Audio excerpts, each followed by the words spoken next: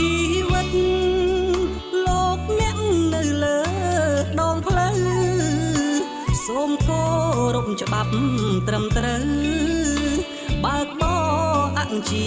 ស្រ័យគ្នា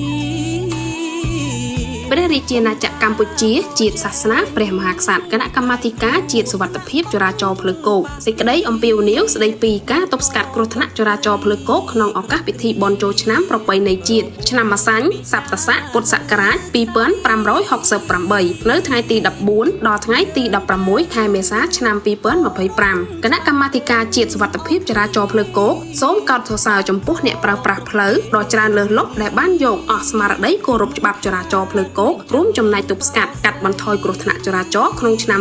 2024កន្លងទៅឆ្លៀតឱកាសនេះបានកត់សម្គាល់នៅពេលមានពិធីបុណ្យនានាការធ្វើចរាចរណ៍មានភាពមមាញឹកនិងមានកំណើនខ្ពស់នៅគ្រោះថ្នាក់ចរាចរណ៍ផ្លូវគោកដូចនេះដើម្បីបង្ការនិងទប់ស្កាត់គ្រោះថ្នាក់ចរាចរណ៍ផ្លូវគោកក្នុងឱកាសពិធីបុណ្យចូលឆ្នាំប្រពៃណីជាតិនៅថ្ងៃទី14ដល់ថ្ងៃទី16ខែមេសាឆ្នាំ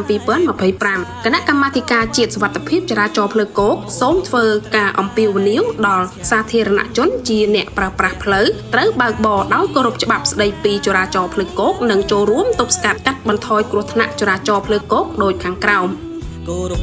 ភ្លើងស្លាកសាញ់ 1. កុំបើកបរលើសល្បឿនកំណត់ 2. សូមកុំបើកបរក្រោមឥទ្ធិពលនៃគ្រឿងស្រវឹងឬគ្រឿងញៀន 3. ត្រូវគោរពសិទ្ធិអតិភិបគោរពភ្លើងផ្លាកសញ្ញាចរាចរណ៍និងសញ្ញាបញ្ជារបស់មន្ត្រីនគរបាលចរាចរណ៍ផ្លូវគោក 4. ត្រូវបើកបរក្នុងគន្លងផ្លូវដែលកំណត់ដោយច្បាប់ស្តីពីចរាចរណ៍ផ្លូវគោកនិងមិនត្រូវបើកបរជឿនលើគំនូរសញ្ញាបែងចែកគន្លងផ្លូវ 5. ត្រូវប្រុងប្រយ័ត្នជានិច្ចក្នុងការបត់ការជែងការចតនិងការឈប់ 6. ត្រូវត្រួតពិនិត្យមុនចេញដំណើរនៅលក្ខណៈបច្ចេកទេសយានយន្តដូចជាសម្បកកង់ហ្វ្រាំងភ្លើងបំភ្លឺនិងចង្កូតជាដើម 7. ត្រូវពាក់មួកសុវត្ថិភាពជានិច្ចក្នុងពេលធ្វើដំណើរតាមតូចចក្រយានយន្តទោះជិតឬឆ្ងាយ 8. មិនត្រូវលេងគប់ទឹកឬប៉ាត់ម្សៅដល់អ្នកប្រើប្រាស់ផ្លូវ 9. សូមកុំផ្ទុកអ្នកដំណើរ